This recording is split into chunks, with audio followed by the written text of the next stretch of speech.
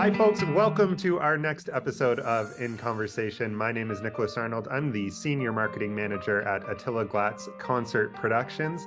And this is the series where we chat with the artists, creators, producers of Salute to Vienna, our flagship concert series for 27 years. I'm very excited about my guest today. Hailed as a young titan by the Montreal Gazette, my guest is music director of the Huntsville Symphony and is principal conductor of the Savaria Symphony in Hungary. He is artistic director of the UMZE Ensemble Budapest and artist in residence of Ensemble Ars Nova France. In addition to his presence on the podium, he is also, and this is I'm excited to talk to him about this, a composer and a gifted clarinetist, and of course, he has been conducting for Salute to Vienna for many years. This year, you'll be able to catch him in Chicago on December 30th and Vancouver on January 1st. Please welcome my guest, Gregory Vajda. Gregory, nice to meet you. Nice to see you. How are you doing? Good. Actually, I just got back from a tour with Ensemble Ars Nova. You were mentioning this French ensemble that I'm artist in residence with for the second year now. And we had two concerts in France and a concert in Brussels. And I just returned from, we actually played all American music in Brussels. Philip Glass and Steve Reich at the famous Flagey concert hall of the Brussels radio. So it was an exciting 2 weeks. Yeah, you were doing that like right up until yesterday, I think, based on your social media, right? Yeah, you were you're a busy guy, which is obviously great, especially at this time of year, right? And after the last 2 years that we've all had. Well, indeed, yes. Yeah, exactly. Yeah. Yeah, this is great for me to chat with you because one of the things I wanted to chat with you too about was your work composing the concert music for the silent film The Crowd, because I have a background in film and a little bit of music as well. So that really stood out to me. But before we talk about that, I did just want to talk about kind of the beginnings with you. You were born into a musical family. Your dad was a bassoonist and your mother was an opera singer, soprano.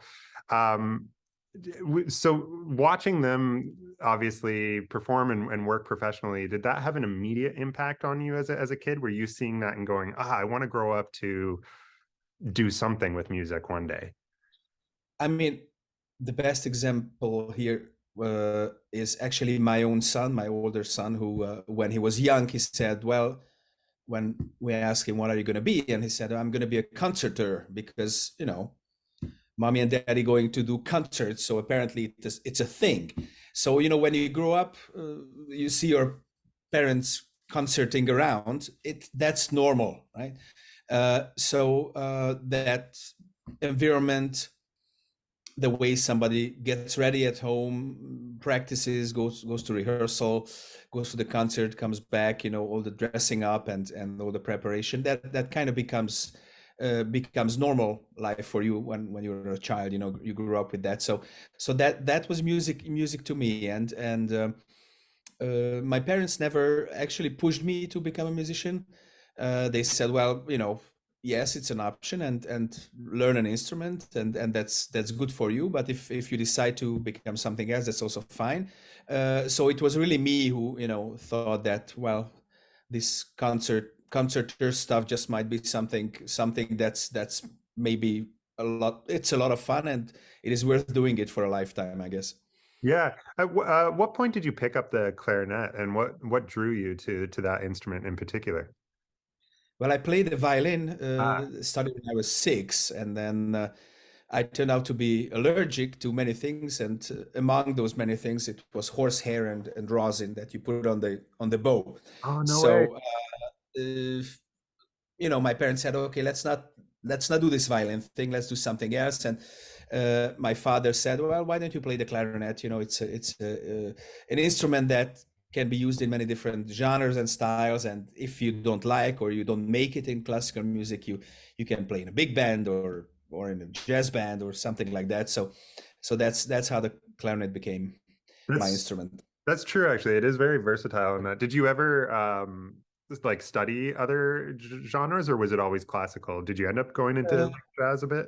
Yes, I ventured into playing a little jazz. There was this wonderful Hungarian jazz player. He passed away about 10 years ago, but he was somewhere in between classical music and jazz, György Vukan, and he actually taught me many things about just how to improvise and um, how to behave in jazz music, because it is different from classical music, when things are written down and you're expected to do things a certain way, and you ought to know what the difference is between Schumann and Brahms, and it's a different sound, and all that. So jazz is difficult in different ways, and I'm happy I got to actually study it a little bit, and studying jazz, the only way to do it is actually to play it. So I did play with George Vukan for a couple of years, and ever since I really appreciate it, and it came in handy when I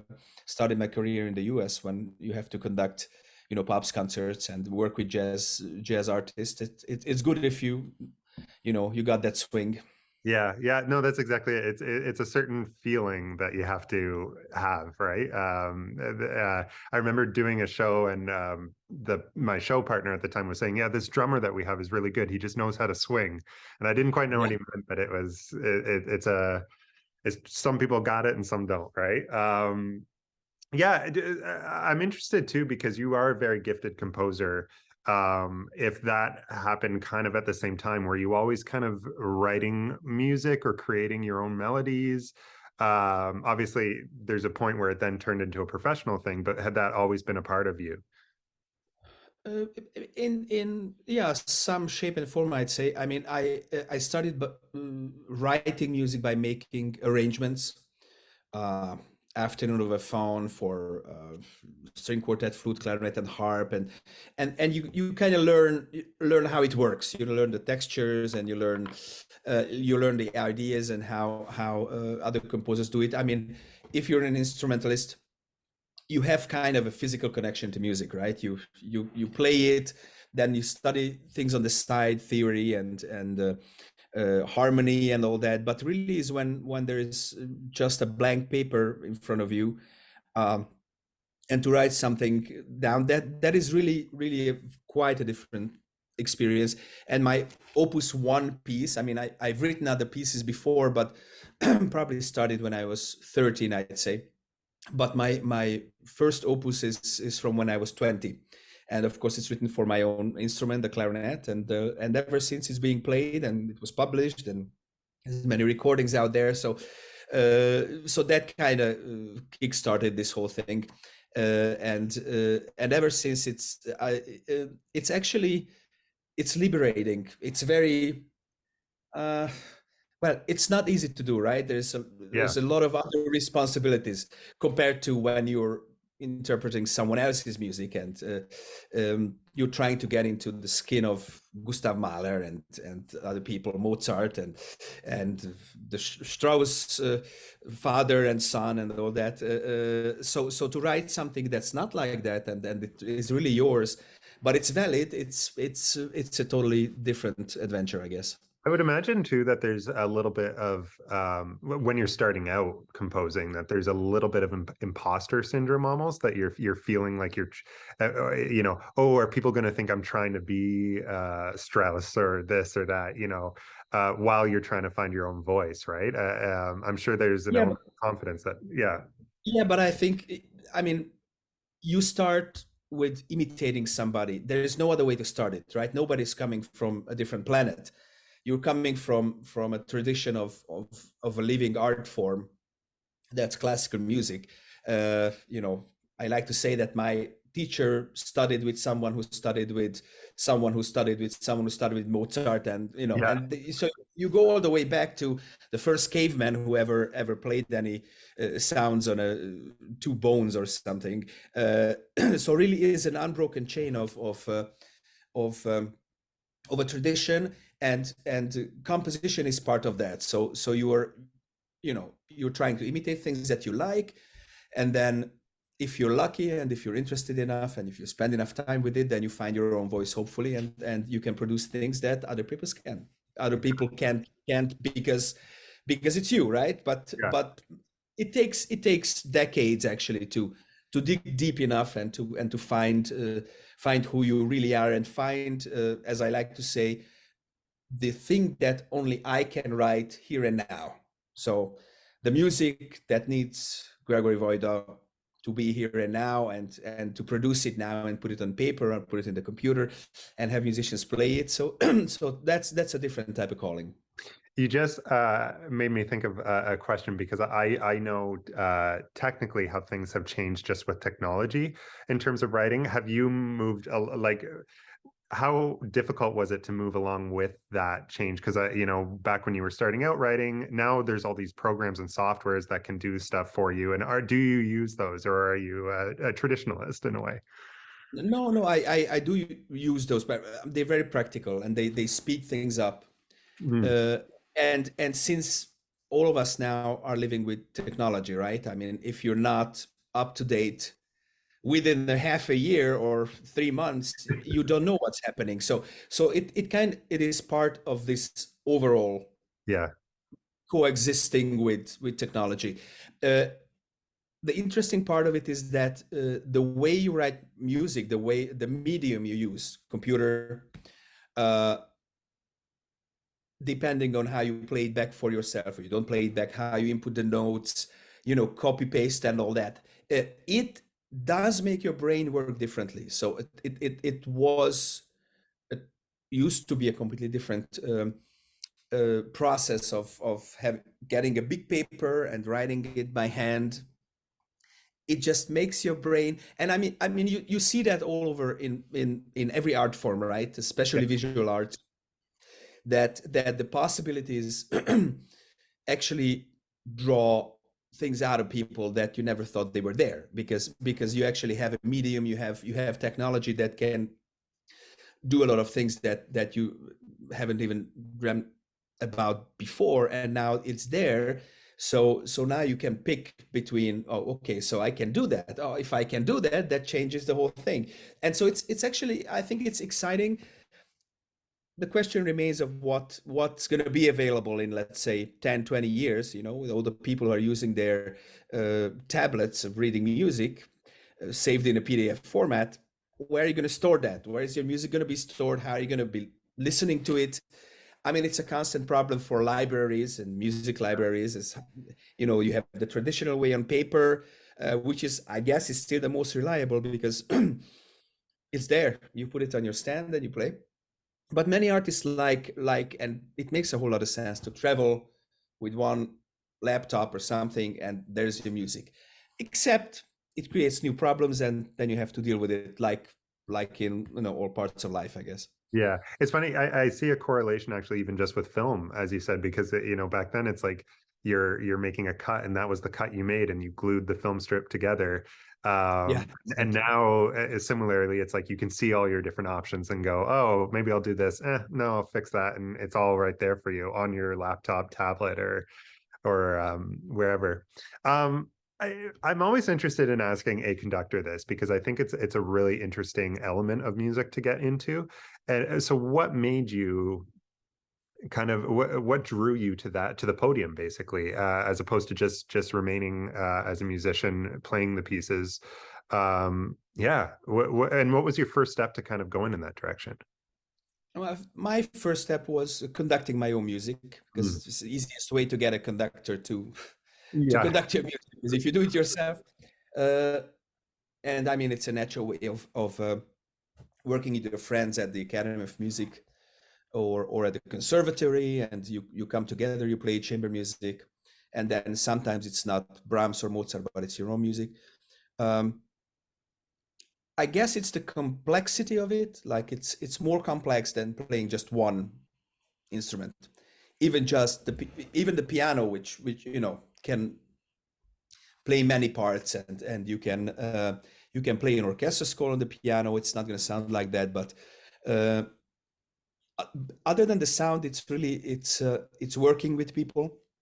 That's where complexity lies in my business, is how you can work with an orchestra you never worked before. Um, how do you convince 80 people to play a certain piece a certain way? How much time you have, how you arrange your rehearsals. Uh, it is really almost infinitely complex, and it's a great challenge every time, and it never ceases to amaze me how many different things go into a production. Like the concerts that Attila and Marian Glatz arrange. I mean, it's just an amazing endeavor. Like it's you have to coordinate so many different things, so many moving parts, and what the audience sees, of course, it's a great show on stage. But to get there, I mean, it's arts and entertainment and business and travel and all kinds of stuff. Lots of people working on it. I think it's interesting sometimes for the audience to actually hear about this, because you need to know that, well, yeah, you only see the end result, but it's really years and decades of work. And before a concert, months before a concert, you send out the music, you discuss the program, you hire people and all that. So it is exciting. It's always exciting, and it's always very complex. I think that's why like a lot of pre-show talks have become popular as well, right? Because people are actually interested in this, and especially Yeah. when they hear that, I don't think like a lot of people realize that for concerts like this with Salute to Vienna and others, it's only a few days of rehearsals. This is not a thing, yes, maybe you're communicating ahead of time, but musicians, they come prepared with the music known, and it's really just about you guys all coming together and what that sort of cohesive thing is. I do want to ask you how Salute to Vienna came across. We'll get to that, but I just wanted to, while we're on the topic, with music like Strauss waltzes, the Blue Danube waltz, that is so familiar to people, um, and I imagine for musicians, they played it over and over and over and over and over again. How do you approach that with a fresh, and even you've conducted Salute to Vienna before. How do you make the next year fresh? How do you keep it alive and fresh for yourself and the audience?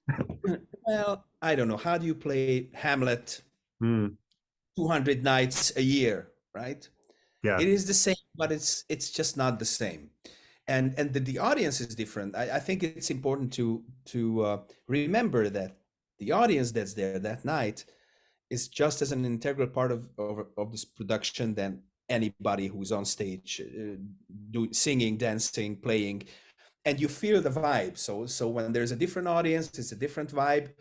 Might be a little bit slower, within the borders of being true to Blue Danube Waltz, but still, the dancers turn a little bit differently that day. It's very fine differences that actually make live music in front of a live audience and live productions in front of a live audience very different from anything that's recorded, anything that you can watch at home.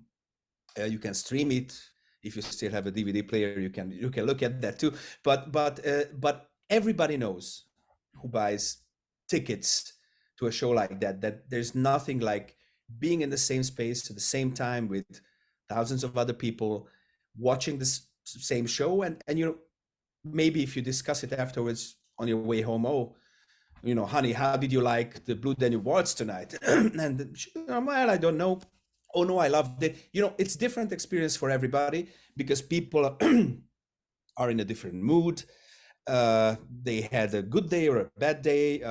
They all waited for a concert, but it all gives something different to them. Yet it's still an experience that can only be done in this social way, right? We all come together, and what you said, yes, a couple day or 2 days of rehearsal, but everybody brings something to the production, right? You practice it, you study it, you think about it. What would be the good timing? Do this repeat or that repeat? You watch the dancers. If you have a video recording, you try to calibrate your things so it matches everything. And that how that all comes together with people who are coming from very different parts of the world, and yet there is this this music, this classical music, this type of tradition that we all are related to. We relate to it in our own way, but again, we are part of an unbroken chain of life tradition, which I think it's just fascinating. It really is. And I think that's also why it's been so devastating for performers and audience members to have that taken away, right? Because we didn't realize what we were missing until it was gone, and you're not getting that energy from streaming or anything else. And I was talking with Michael Heim and Peggy Steiner yesterday, and they were both talking about the even the vibrations in the room Oh yeah. have a subtle effect on you that you obviously don't get from just listening to a recording, right? And yeah, like I imagine you also even with your back to the audience, you're still feeling the energy of the audience, Oh, right? It's an absolutely. unspoken thing. Yeah. Yeah, Yeah. yeah, Really. yeah. And sometimes we need COVID, or something similar to remember why we love this, right? That after 2 years, people are just hungry for going out and experiencing live art, just seeing artists being there real time, being with their peers there, and enjoying a fine evening of music and drinks and conversation, and right, it cannot be replaced with anything else, really. No, I think you're totally right. And I think that's why I think this year with Salute Vienna is particularly exciting because for many, probably in Canada, maybe more so than Chicago, but it'll be a lot of people's first time back in a concert hall, or one of the first times. And so all that pent up energy that you're just speaking of is going to be there. And, I think it'll make for a couple of very, very special performances. Yeah, I want to talk about the crowd and then and also obviously Salute to Vienna. Talk to me a little bit. So you composed the concert music for The Crowd is a Silent Film, for those that don't know, 1928. I think it was nominated during the first Academy Award broadcast ever. It was nominated for quite a few awards. When you're approaching something like that, this again kind of ties in with that question of like freshness. Um, how do you try to bring your own voice to it without it sounding like a typical sort of silent film score, generic silent film score that sounds fresh, modern, new, has that Gregory voice to it? This series, it's important to know that, don't think about it. It's very popular now to have silent movies and have a pianist or an orchestra play something, from that era. This was something completely different. The Museum of the Louvre in Paris has their own series called Silent Movies in Concert. So they commission composers, they match them with a movie. I mean, this was a huge challenge because the movie is long. It's over 2 hours, and what you need to do is, or what I wanted to do with it is like, okay, here is this movie. It's a very strange one. The crowd is actually the crowd of people, the crowd like New York City versus the individual, and how a person's life is influenced by being part of it or not being the part of this crowd. And also crowd as in, you go out to nature, and then there is the mass of water or hills, and also, so it's always the individual and how he's trying to survive or connect or be part of this whole thing. So it's a very strange movie in a way, and a very special movie, and I was trying to find just how to make music that can underline the things that I think are important and fantastic and really well done in this movie. So there's a lot of silence. There's a lot of just kind of background things, and suddenly the music just blossoms, and then you have to pay attention. Okay, something is happening, right? So to actually try to imagine what it would be like to work with King Vidor, who directed the movie, and be a good composer in the way of like, okay, now I can insert my music in here because here I can help the story a little bit, there I go to the background. Here it's just let it be silent. It's a silent movie. Let it be silent. You follow the story, and then again the movie comes back, and then you have the Niagara Falls, and then what do you do with that? How much do you support the picture, or you do contrasting music to go with it? So it was a big challenge and a very, very interesting exercise. And again, it's not only that it's silent movie with concert music, but it's a concert format. Hmm. So live music with live players, and so you have to figure out how to coordinate things, and maybe if you loop a little melody, then how long it's going to go on and what to watch and all that. So I was conducting the performances because it was, even though it was just a chamber music setting, but it was easier with the conductor. For sure, yeah. Yeah, and for those that don't know, like the other concerts that we do a lot of film concerts with a live orchestra, and that's what always fascinates me with film scoring. And it's interesting that you did it with like a silent film, because there is this element of you can overscore a movie where there's just too much going on, maybe because just the composer's a bit overzealous with how much they want to do. But it's that balance between, okay, I'm just going to be in the background here and support the story. If I do my job, people shouldn't even really notice, until I come out with a motif or this or that. It's really, really fascinating stuff. I know there were others who've composed for that film in particular. Did you study anybody else, or just, yeah, you just went in with your own interpretation? Probably the No, wise. I didn't want to, because the commission wasn't about that, right? The commission was about what do I come up with. Mm. Is this movie talking to me now here in the 21st century? And if so, what is it saying? And how do I react to it? Like, it's it's funny how you feel like the director is still alive. Of course, King Vidor died a long time ago, but the art is there, and it's kind of it's a conversation with the director, and you feel the rhythm, the groove, the pacing of the movie, and then you can start playing with your pacing and your rhythms, and there's immediately a musical conversation. Yeah, I love that. And to me, you even just kind of talked about what the conductor does, and it's like it is this element of serving the composer, the director. If you're tackling Strauss with Salute to Vienna, it's about almost having that conversation with the Waltz King, well, as though he were and alive. and, and it's, between singer and conductor, or dancer and conductor, is also a conversation. It's if you have an experience, just hearing how your singer takes a breath informs you about what the tempo is going to be, how loud it's going to be, where is the next word coming, where's the next phrase coming, is she going to take a breath here? Oh yes, she is. And then you accompany that.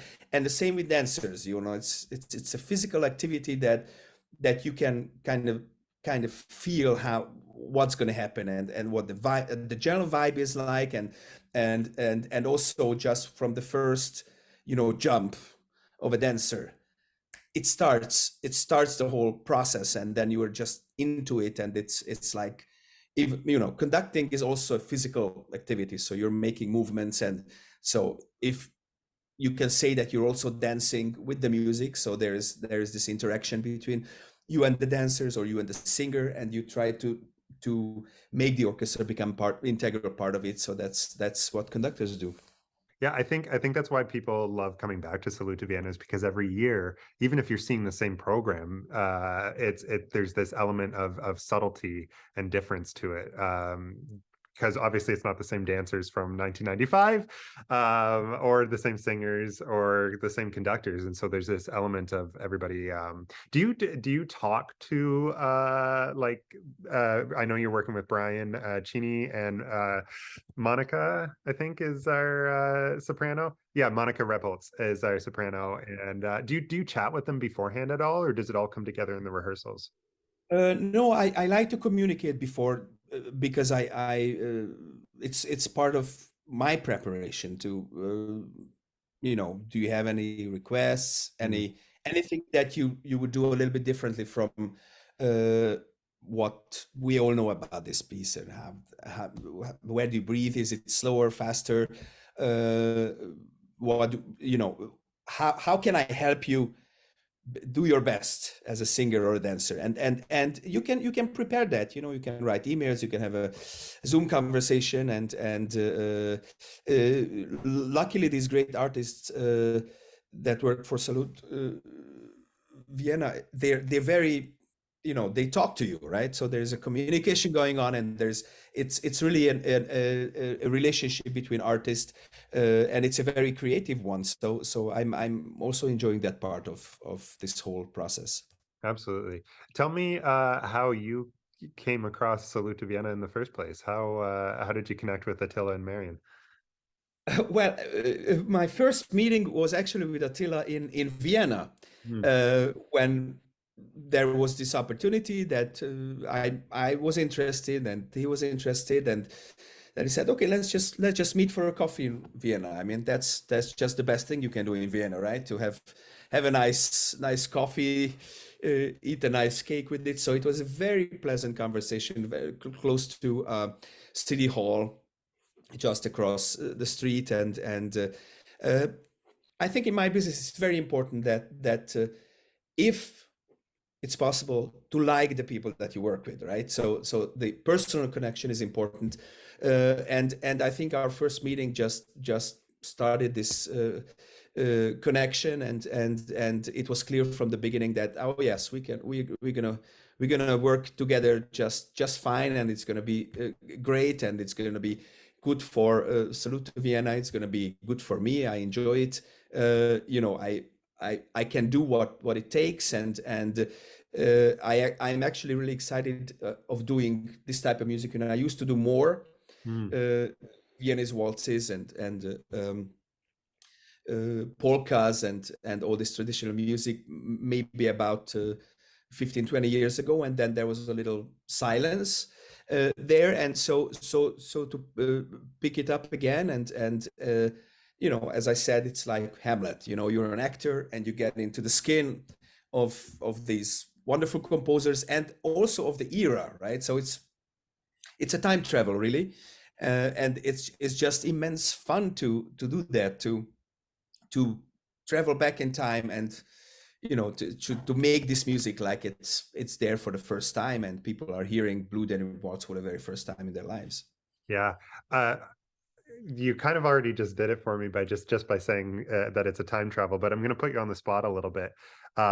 If you were even speaking to someone of my generation who's never been to Salute to Vienna, how would you describe what is this show, and how is it different from your typical sort of classical concert? Uh, well, first of all, it's arts and entertainment at its best. If you want to compare it to something, it's the pop music of the era, right? And pop music had a different place and time in society back then. Uh, it was maybe more glamorous, a little less casual, but it doesn't mean it wasn't entertaining. So if you like to go to a party where you dress up, you put a hard hat on and you put a mask on and you pretend to be someone else. It's like that. It's the music is there, and it actually takes you back to those times. And this, there's no other way. I mean, it's like virtual reality, just without the glasses. You're actually there, and you're actually experiencing it firsthand, what it was like living in Vienna at that time, and how these noble people and the citizens of Vienna were having fun and spending their time together with great music and great dancing. Yeah, well said. And I think you mentioned just about liking the people, and I think Attila and Marion have done an incredible job of just finding they take that very seriously as well. Oh And so the yes. people that they find, they're making sure that everybody, we're in 17 cities this year, and they make sure that every city is getting that quality and also that chemistry with everybody together, and that same vibe across the board. It's really, really incredible. Gregory, thank you so much for this chat. It's so lovely getting to know you. We'll have to do it again sometime because All right. I could easily keep going with you. I say that a lot, but it's true. You're a great conversationalist. Have a great time in Chicago. Gregory will be in Chicago on December 30th. Vancouver up here in Canada on January 1st, New Year's Day. So you can go to salutetovienna.com to check out the actual times and all those details there. Have a wonderful holiday season until then. I know it's going to be super busy for you. Thank you so much. It's great chatting with you. Take care.